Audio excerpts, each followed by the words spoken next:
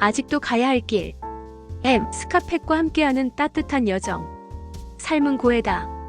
이 한 문장 정말 강렬하지 않나요? 스카팩의 아직도 가야 할 길은 이렇게 시작해요.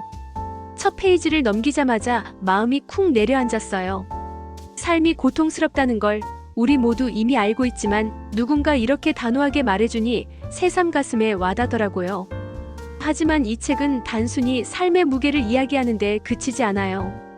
팩은 정신과 의사로서 수많은 사람들의 고민과 아픔을 들여다보며 그 속에서 발견한 희망과 성장의 길을 우리에게 부드럽게 건네줍니다.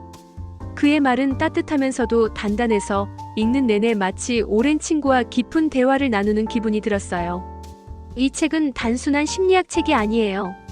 삶의 고통을 마주하고 사랑을 통해 성장하며 결국 더 나은 날을 찾아가는 여정을 안내하는 길잡이 같은 책이죠. 오늘 저와 함께 이 책의 이야기를 풀어보려 해요. 책의 주요 내용을 예를 들어 설명하고 그 안에 담긴 메시지와 시사점을 나눠볼게요. 그리고 이 책을 읽은 다른 이들은 어떤 생각을 했는지, 또 여러분은 어떤 느낌을 받는지 함께 이야기하고 싶어요. 자, 그럼 이 여정을 시작해볼까요? 책 속으로 고통, 사랑, 그리고 성장의 이야기. 아직도 가야 할 길은 4개의 장으로 나뉘어 있어요. 훈련, 사랑, 성장과 종교, 그리고 은총. 각 장은 우리 삶의 한 조각을 깊이 들여다보며 어떻게 하면 더 성숙한 사람으로 자랄 수 있는지 보여줘요. 팩은 정신과 의사로서 만난 환자들의 이야기를 통해 우리가 일상에서 마주하는 고민과 그걸 해결하는 과정을 생생하게 풀어냅니다. 그의 이야기는 이론적이거나 멀게 느껴지지 않아요. 우리 옆에서 조용히 위로하듯, 때로는 단호하게 일깨우듯 다가오죠. 1. 훈련 고통을 마주하는 첫걸음. 책의 첫 장은 훈련에 관한 이야기예요. 팩은 이렇게 말해요. 삶은 고해다. 그리고 그걸 받아들이는 순간 우리는 성장하기 시작한다. 그는 고통을 피하려는 우리의 본능이 오히려 문제를 키운다고 해요. 대신 고통을 정면으로 마주하고 해결하려는 노력이 필요하다고요. 이를 위해 그는 4가지 훈련의 기술을 제안해요. 즐거움을 뒤로 미루기. 당장 기분 좋은 일을 찾기보다 먼저 해야 할 일을 끝내는 습관. 책임감. 내 문제는 내가 책임져야 한다는 태도. 진실의 헌신. 세상과 나를 있는 그대로 바라보는 용기. 균형. 감정과 욕구 사이에서 중심을 잡는 능력. 예를 들어 팩은 한 환자의 이야기를 들려줘요. 이 여성은 늘 좋아하는 일을 먼저 하고 하기 싫은 일은 뒤로 미루곤 했어요. 심지어 케이크를 먹을 때도 맛있는 부분만 먼저 먹고 나머지는 마지못해 먹었죠. 팩은 그녀에게 작은 실험을 제안해요. 케이크의 맛없는 부분을 먼저 먹어보세요. 그럼 나중에 더 맛있는 부분을 즐길 수 있을 거예요. 이 단순한 조언이 그녀의 삶을 바꿨어요. 일을 미루던 습관이 줄어들고 스트레스도 덜 느끼게 됐죠. 이 이야기가 제게도 와닿았어요. 우리도 일상에서 얼마나 자주 쉬운 길을 선택하는지, 그리고 그걸 조금만 바꾸면 얼마나 달라질 수 있는지 깨닫게 되더라고요. 2. 사랑. 의지로 만들어가는 마음. 2번째 장은 사랑에 대한 이야기예요. 팩은 사랑을 단순한 감정이 아니라 자신이나 타인의 영적 성장을 돕기 위해 자신을 확대하려는 의지라고 정의해요. 이 말 정말 깊이 있지 않나요? 사랑은 그냥 가슴이 두근거리는 느낌이 아니라 상대방을 위해 노력하고 책임지는 행위라는 거예요. 그는 한 부부의 사례를 들려줘요. 이 부부는 서로를 정말 사랑했지만 갈등이 끊이지 않았어요. 남편은 아내가 자신을 늘 보살펴주길 바랐고, 아내는 그런 남편의 의존적인 태도에 지쳐갔죠. 팩은 그들에게 사랑은 상대방을 소유하거나 의존하는 게 아니라 서로의 독립성을 존중하며 성장을 돕는 것이라고 말해요. 이 부부는 상담을 통해 서로를 더 깊이 이해하고 각자의 개성을 존중하는 법을 배웠어요. 결국 그들의 관계는 더 단단해졌죠. 이 이야기를 읽으며 저도 제 주변 사람들과의 관계를 돌아보게 됐어요. 내가 정말 그들의 성장을 돕고 있는지, 아니면 그냥 내 욕심을 채우려 했는지 말이죠. 3. 성장과 종교. 나만의 세계를 넓히기. 3번째 장에서는 성장과 종교를 이야기해요. 여기서 팩은 종교를 단순히 교회나 절에 다니는 것으로 보지 않아요.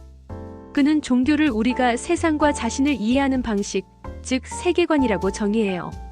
우리의 믿음과 가치관은 우리가 어떤 사람인지, 어떤 삶을 사는지 결정짓죠. 그리고 성장은 그 믿음을 끊임없이 검토하고 확장해 나가는 과정이라고요. 예를 들어 팩은 한 환자의 이야기를 들려줘요. 이 사람은 어린 시절 부모의 엄격한 도덕관을 그대로 받아들여 살아왔어요. 하지만 그건 그의 삶을 자유롭지 못하게 만들었죠. 팩은 그에게 자신의 믿음을 의심하고 새로운 관점을 받아들이는 용기를 가지라고 했어요. 그 과정에서 환자는 부모의 가치관에서 벗어나 자신만의 세계관을 만들었고 더 자유로운 삶을 살게 됐어요. 이 이야기는 저에게도 큰 울림을 줬어요. 우리가 믿고 있는 것들이 정말 내 것인지 아니면 누군가에게 물려받은 건지 한 번쯤 돌아보게 되더라고요. 4. 은총 삶의 기적을 받아들이기. 마지막 장은 은총에 대한 이야기예요. 이 부분은 좀 더 철학적이고 영적이죠. 팩은 은총을 우리가 이해할 수 없는 삶의 기적적인 순간들로 설명해요. 그는 우리의 무의식이 때로는 우리를 보호하고 이끌어준다고 믿어요. 예를 들어 그는 한 환자가 위험한 상황에서 기적적으로 벗어난 이야기를 들려줘요. 이 환자는 교통사고 직전에 갑자기 차를 멈췄고 위험한 결정을 내리기 직전에 직감적으로 행동을 바꾼 적이 있었죠. 팩은 이런 순간들이 단순한 우연이 아니라 우리를 더 큰 무언가가 이끄는 것일 수 있다고 말해요. 이 부분을 읽으며 저도 제 삶에서 설명할 수 없는 순간들을 떠올렸어요. 그런 순간들이 정말 우연이었을까? 아니면 뭔가 더 큰 힘이 있었던 걸까 하고 말이죠. 이 4개의 장은 서로 연결되어 있어요. 고통을 마주하고 사랑을 통해 성장하며 결국 더 큰 세계를 받아들이는 여정. 팩은 이 과정을 통해 우리가 더 성숙한 사람으로 자랄 수 있다고 말해요. 책이 전하는 메시지. 고통과 사랑으로 성장하기. 이 책의 핵심 메시지는 몇 가지로 정리할 수 있을 것 같아요. 첫째, 삶은 고통스럽지만 그걸 받아들이는 게 성장의 시작이에요. 팩은 우리가 고통을 피하려고만 하면 더 큰 문제를 만난다고 해요. 대신 그걸 정면으로 마주하고 해결하려는 노력이 우리를 더 강하게 만든다고요. 그는 칼 융의 말을 빌려 노이로제는 마땅히 겪어야 할 고통을 회피한 결과라고 했어요. 이 말이 정말 기억에 남아요. 우리가 두려워하는 그 고통이 사실은 우리를 더 나은 곳으로 이끄는 문일지도 모른다고요. 둘째, 사랑은 노력과 책임의 결과물이에요. 팩은 사랑을 단순히 가슴 떨리는 감정이 아니라 타인의 성장을 돕기 위한 의지라고 봐요. 이건 연인뿐 아니라 가족, 친구, 심지어 동료와의 관계에서도 적용돼요. 진짜 사랑은 상대방을 소유하려 하지 않고 그들의 독립성을 존중하며 함께 자라는 거라고요. 이 정의는 사랑에 대한 제 생각을 완전히 바꿔놓았어요. 셋째, 성장은 끝없는 여정이에요. 팩은 우리가 완벽해질 수 없다고 말해요. 대신 계속해서 배우고 믿음을 점검하고 새로운 관점을 받아들이는 게 중요하다고요. 이건 특히 자기 개발에 관심 있는 우리에게 큰 메시지예요. 삶은 늘 새로운 도전을 던져주고 그걸 통해 우리는 계속 자라날 수 있죠. 마지막으로 삶에 열린 마음을 가져야 해요. 팩의 은총 이야기는 종교적이면서도 보편적이에요. 우리는 모든 걸 다 이해하거나 통제할 수 없어요. 하지만 때로는 알 수 없는 힘에 의지하며 삶의 기적적인 순간들을 받아들이는 태도가 필요하다고요. 이건 불확실한 세상에서 마음의 평화를 찾는데 큰 도움이 됐어요. 이 책이 주는 시사점. 우리 삶에 어떻게 적용할까? 이 책은 단순히 읽고 끝나는 책이 아니에요. 우리의 삶에 직접적으로 적용할 수 있는 지혜를 주죠. 몇 가지 시사점을 나눠볼게요. 첫째, 고통을 피하지 말고 마주하세요. 우리는 종종 문제를 외면하거나 쉬운 길을 선택하려 해요. 직장에서 동료와의 갈등, 가정에서 아이와의 다툼, 이런 것들을 그냥 덮어두고 싶을 때가 있죠. 하지만 팩은 그걸 마주해야만 해결할 수 있다고 말해요. 예를 들어 직장에서 상사와 의견 충돌이 있을 때 그냥 참고 넘기기보다는 대화를 시도하는 게 더 나은 결과를 가져올 수 있어요. 이건 개인뿐 아니라 조직이나 사회에서도 중요한 교훈이에요. 둘째, 사랑은 책임과 노력이에요. 팩의 사랑 정의는 특히 인간관계에서 큰 깨달음을 줘요. 연인, 가족, 친구와의 관계에서 우리는 종종 내 욕심이나 기대를 앞세우죠. 하지만 진짜 사랑은 상대방의 성장을 돕는 거예요. 특히 부모 마이너스 자녀 관계에서 이건 정말 중요해요. 팩은 아이에게 무조건적인 애정만 주는 게 아니라 그들의 독립성을 키워주는 게 사랑이라고 했어요. 현대 사회에서 과보호나 지나친 간섭이 문제로 떠오르는 요즘, 이 메시지는 정말 큰 울림을 주죠. 셋째, 성장은 평생의 과정이에요. 우리는 가끔 이제 다 됐다고 생각하죠. 하지만 팩은 성장이란 끝없는 여정이라고 말해요. 직업적으로 성공했든 가정을 이뤘든 늘 새로운 도전이 기다리고 있어요. 이건 자기 개발을 좋아하는 사람들에게 특히 와닿는 메시지예요. 우리는 늘 배우고 성장하고 더 나은 내가 될 수 있죠. 마지막으로 삶에 열린 마음을 가지세요. 팩의 은총 이야기는 우리가 모든 걸 다 알거나 통제할 수 없다는 걸 받아들이라고 해요. 불확실한 세상에서 때로는 직감이나 우연 같은 것들에 의지하는 것도 괜찮아요. 이건 특히 요즘처럼 빠르게 변하는 세상에서 마음의 평화를 찾는데 큰 도움이 돼요.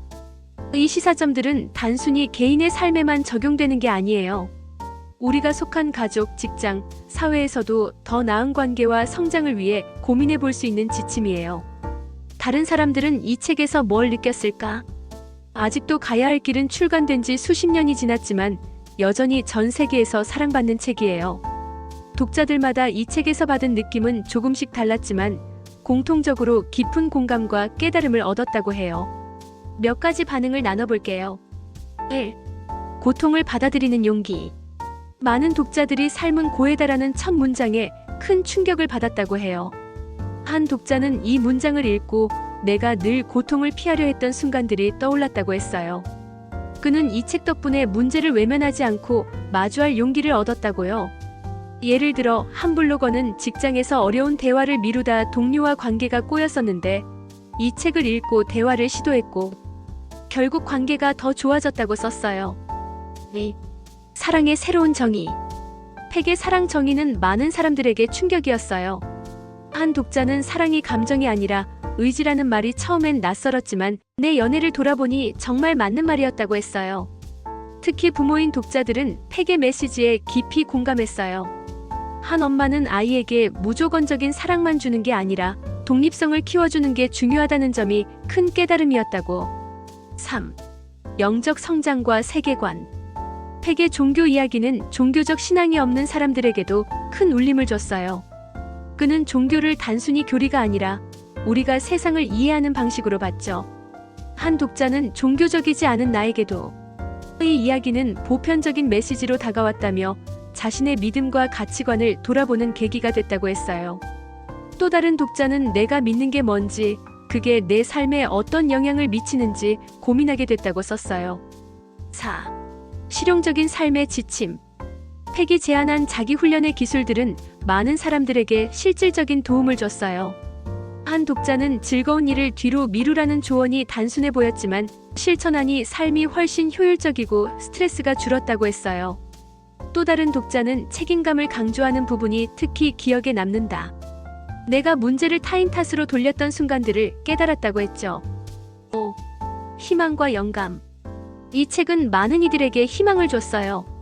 한 블로거는 이 책은 단순한 심리학 책이 아니라 내 삶이 아직 끝나지 않았다는 희망을 주는 길잡이였다고 썼어요. 또 다른 독자는 팩의 글은 따뜻하면서도 단호하다. 그는 우리의 약점을 이해하면서도 더 나은 사람이 될 수 있다고 믿게 한다고 했어요. 6. 종교적 요소에 대한 엇갈린 반응. 다만 일부 독자들은 책의 후반부, 특히 은총 부분에서 종교적 색채가 강하다고 느꼈어요. 팩이 불교에서 기독교로 개종한 후 이 책을 썼기 때문일지도 몰라요. 한 독자는 종교 이야기가 낯설었지만 보편적인 영성으로 해석하니 이해가 됐다고 했고, 다른 독자는 후반부는 좀 공감하기 어려웠다고 했어요. 전반적으로 이 책은 독자들에게 삶의 본질을 돌아보게 하고 고통과 사랑, 성장의 의미를 새롭게 발견하게 했어요. 당신의 이야기는 어떤가요? 아직도 가야 할 길은 단순히 읽고 끝나는 책이 아니에요. 이 책은 우리에게 삶의 고통을 마주하고 사랑을 통해 성장하며 더 큰 세계로 나아갈 용기를 줘요. 스카팩의 따뜻한 말투와 깊은 통찰은 읽는 내내 우리를 위로하고 동시에 앞으로 나아가라고 다독이는 것 같아요. 혹시 이 책을 읽어보셨다면 어떤 부분이 가장 기억에 남으셨나요? 팩의 사랑 정의나 자기 훈련의 기술이 여러분의 삶에 어떤 변화를 가져왔는지 궁금해요. 아직 읽지 않으셨다면 이 책에서 어떤 메시지가 가장 끌리시나요? 혹은 어떤 기대를 가지고 이 책을 읽고 싶으신가요? 여러분의 삶에서 아직도 가야 할 길은 어떤 모습인지 그 이야기를 나눠주시면 좋겠어요. 함께 이야기하며 우리 모두의 여정을 조금 더 따뜻하게 만들어 보아요.